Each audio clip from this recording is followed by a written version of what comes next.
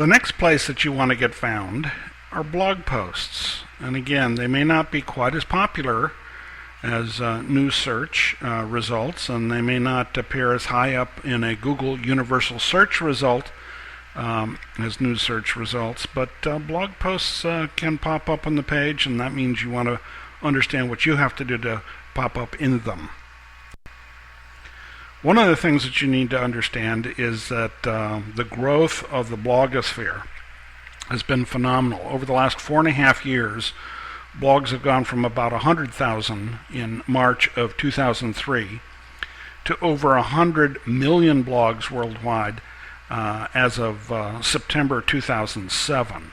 And that's just an amazing growth rate. In fact, that's so many blogs that there were like 12 million added between the month of August and the month of September of 2007. So whatever you see on this number today, by the time you're probably listening to this, add another 12 million or another 24 million on top of that, the growth rate is just phenomenal.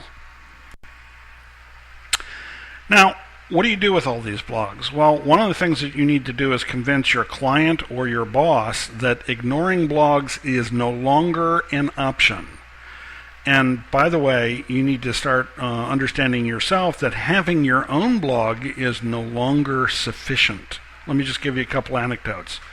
If your boss thinks that blogs are just something that you might want to think about and talk about, but there's not really anything you want to do about them, point out these two case studies, one of which was what happened to the folks at Kryptonite Locks when they were picked by a BIC back in 2004. That story surfaced in the blogosphere, and it went ignored for a few days, and then it got picked up by some more blogs, and finally picked up by the mainstream media, until Kryptonite actually had to recall hundreds of thousands of its locks.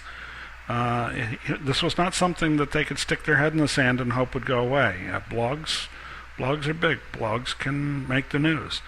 Similar thing happened a year later when an individual blogger was sort of fed up with the lack of customer service he'd gotten from Dell. Posted Dell sucks. Dell tried to ignore it and figured it would go away. And then all of a sudden other blogs said, I'm having the same kind of problems with Dell customer service. And again, this exploded across the blogosphere, finally got picked up by the mainstream media to the point where Dell could not ignore it anymore. Well, nobody can ignore blogs. If people think that dealing with blogs is risky, guess what? Not dealing with blogs is riskier. So this is something that you have to put on the agenda.